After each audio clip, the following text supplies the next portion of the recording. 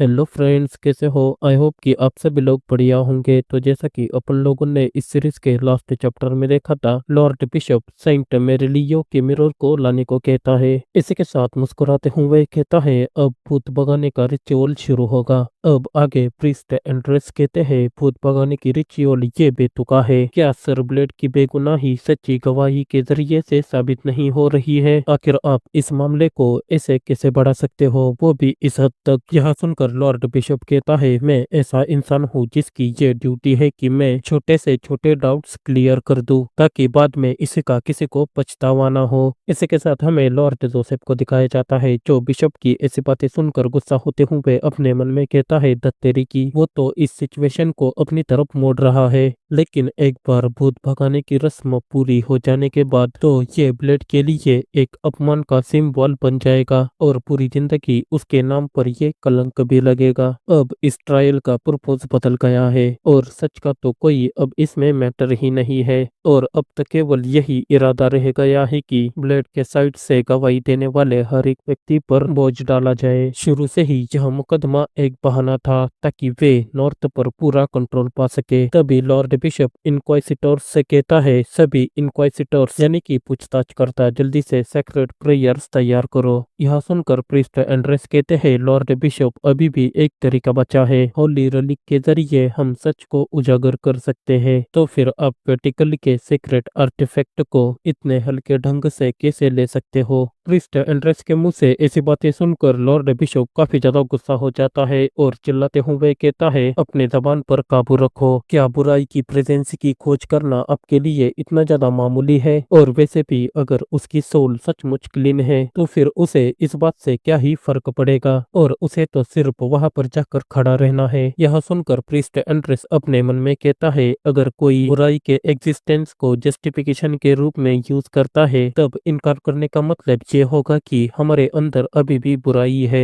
भले ही हमारे अंदर बुराई ना हो लेकिन लोगों को तो यही लगेगा। इसी के साथ वो ब्लेड की तरफ देखकर कहते हैं मैं इसे रोक नहीं सकता लेकिन तुम चिंता मत करो, यह सेक्रेट रिलिक सिर्फ तुम्हारे अंदर के बुरे प्रेजेंस को बाहर निकालेगा। वैसे भी मुझे तुम पर पूरा भरोसा है क्योंकि मैंने तुम्हारे ट्रू सेल्फ को खुद देखा है। यह सुनकर ब्लेड अपना चेहरा दूसरी ओर मोड़ लेता है। तभी लॉर्ड बिशप चिल्लाते हुए कहता है आखिरकार सर ब्लेड आप इतना ज्यादा हेसिटेट क्यों कर रहे हो? जल्दी से होली रेलिक के सामने खड़े हो जाओ। लेकिन हमें ब्लेड को दिखाया जाता है जो अपने ही ख्यालों में डूबा हुआ था। तभी सिस्टम ब्लेड से कहता है चिंता मत करो। इस पर ब्लेड कहता है लेकिन तभी सिस्टम कहता है प्राउडली आगे बढ़ो यानी कि गर्व से आगे बढ़ो, तुम हमेशा से ही सही थे तो चिंता मत करो और मैं भी हमेशा तुम्हारे साथ रहूंगा। इस पर ब्लेड कहता है ठीक है और अपना पहला कदम आगे बढ़ा लेता है। लेकिन जैसे ही ब्लेड अपना पहला कदम जमीन पर रखता है वो अपने कॉन्शियस माइंड में चला जाता है। इसी के साथ सामने की ओर देखकर काफी ज्यादा हैरान भी हो जाता है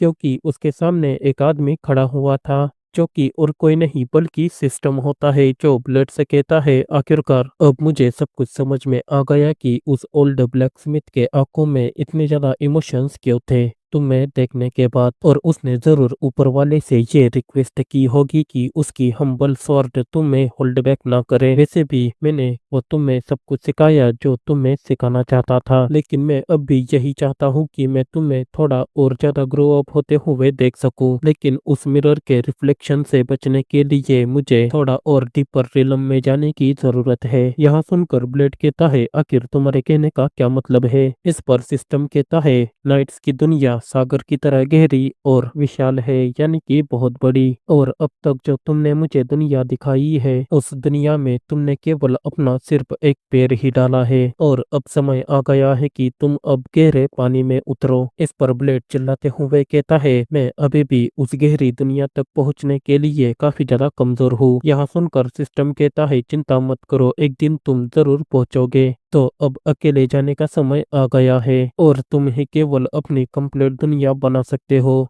इस पर ब्लेड कहता है इसमें काफी ज्यादा लंबा समय लगेगा और शायद मैं ये कर भी ना पाऊँ। यह सुनकर सिस्टम वहां से जाते हुए कहता है ब्लेड मुझे तुम पर यकीन है तो चलो फिर से गहरी दुनिया में मिलते हैं। फिर ब्लेड सिस्टम को जाते हुए देखकर कहता है प्लीज रुक जाओ, मेरे साथ रहो, लेकिन सिस्टम वहां से चला जाता है। अब हमें प्रेजेंट में ब्लेड को दिखाया जाता है जो अभी भी उस सेक्रेड मिरर के सामने खड़ा हुआ था अपनी आंखें बंद कर। तभी लॉर्ड बिशप चिल्लाते हुए ब्लेड से कहता है आखिर तुम क्या कर रहे हो, जल्दी से सेक्रेड मिरर के सामने अपनी आंखें खोलो सर ब्लेड। इस पर ब्लेड कहता है ठीक है मैं समझ गया। इसी के साथ अपनी आंखें धीरे धीरे खोलते हुए कहता है चाहे कुछ भी हो जाए मैं तुमसे जरूर मिलूंगा, और अपने वर्ल्ड को एक्टिव कर देता है। इसी के साथ हमें उस मिरर को दिखाया जाता है जिसके अंदर से बहुत ही ज्यादा रोशनी निकलने लग जाती है, और यह देखकर लॉर्ड बिशप और बाकी के सभी लोग यहाँ तक कि लॉर्ड जोसेफ भी काफी ज्यादा हैरान हो जाता है, और उस लाइट को देखकर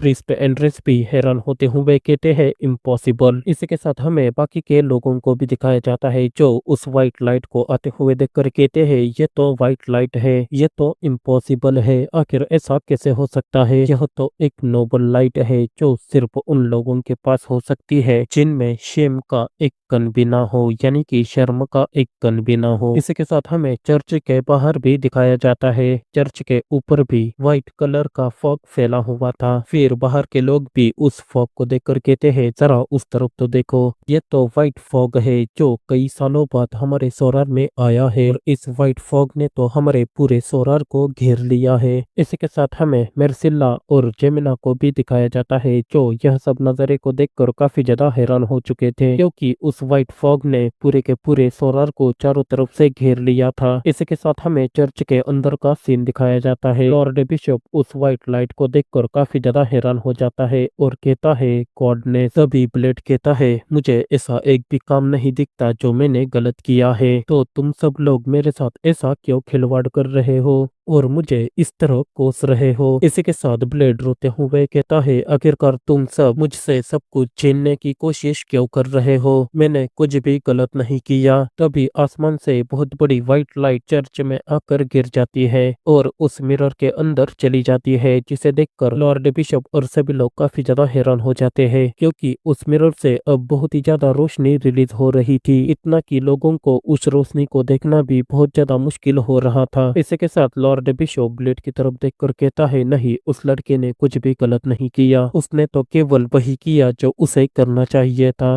वो तो खुद अपना अंतिम गवाह था जिसने खुद अपनी बेगुनाही साबित कर दी। इसी के साथ हमें चर्च के बेल को भी दिखाया जाता है जो जोर जोर से बजने लग जाती है। तो फिर वो आवाज क्या थी जो उस लड़के के हमेशा साथ थी। इसी के साथ हमें बाहर सभी लोगों को भी दिखाया जाता है जो घुटनों के बल बैठकर प्रे कर रहे थे। तो गाइस इसी के साथ ये वीडियो यहीं पर ही खत्म हो जाती है, तो इसका अगला पार्ट जैसे ही रिलीज होगा मैं तुरंत उसे एक्सप्लेन कर दूंगा। और हाँ, वीडियो ना आने के पीछे मेरे कई सारे अपने रीजंस है जो मैं आपको अभी फिलहाल तो बता नहीं सकता। तो गाइस मुझे भी थोड़ा सा समझो और ऐसे ही सपोर्ट करते रहना।